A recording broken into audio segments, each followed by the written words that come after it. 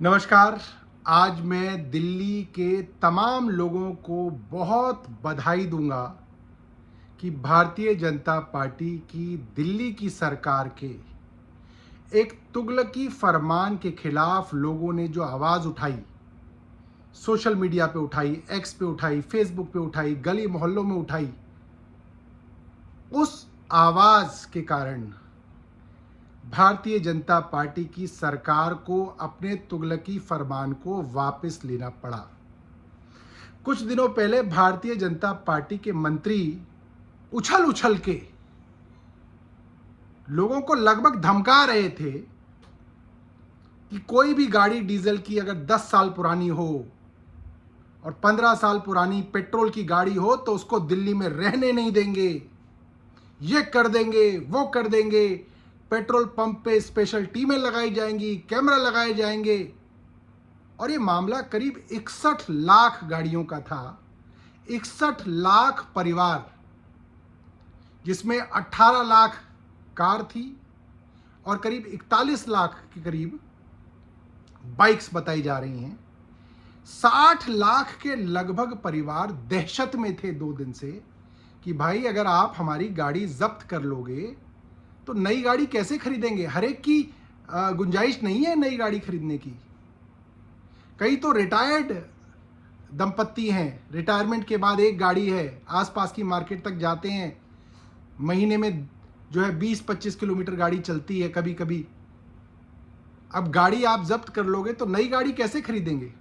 और ये साफ दिख रहा था कि इस तुगलकी फैसले का फायदा सिर्फ और सिर्फ बड़े बड़े धन्ना सेठों को होने वाला था। उनको, जो कार मैन्युफैक्चरर्स हैं, ऑटोमोबाइल कंपनीज हैं, उनकी कारें और बाइक खूब बिकनी थी। 61 लाख वाहन बिकने थे और ओला उबर की चांदी होनी थी, क्योंकि कुछ ही दिनों पहले केंद्र सरकार ने कह दिया कि ओला उबर अब दुगने दाम तक जो है बढ़ा के अपने बेचारे कस्टमर को चूस सकते हैं। तो हर तरह से मिडिल क्लास का गला घोटने का एक प्लान तैयार था, जिसमें बड़े बड़े उद्योगपतियों को फायदा और मिडिल क्लास की और बेचारे लोअर मिडिल क्लास की ऐसी की तैसी होने वाली थी। और झूठ बोला जा रहा था कि हमारे पास तो कोई चारा ही नहीं है जी, हमको तो कोर्ट ने ऑर्डर कर दिया, हम क्या करें। मगर जनता की आवाज की वजह से, जनता ने एक साथ आवाज उठाई, इसकी वजह से आज इस सरकार को अपना फैसला वापस लेना पड़ा है। मैं सारे लोगों को दिल्ली के बहुत बधाई दूंगा जिनके प्रेशर की वजह से इस सरकार को झुकना पड़ा है और अब इन्होंने इस फैसले को वापस ले लिया। अब मैं पूछना चाहता हूं, अब कोर्ट का फैसला नहीं है, अब क्या हुआ, अब कोई दिक्कत नहीं है।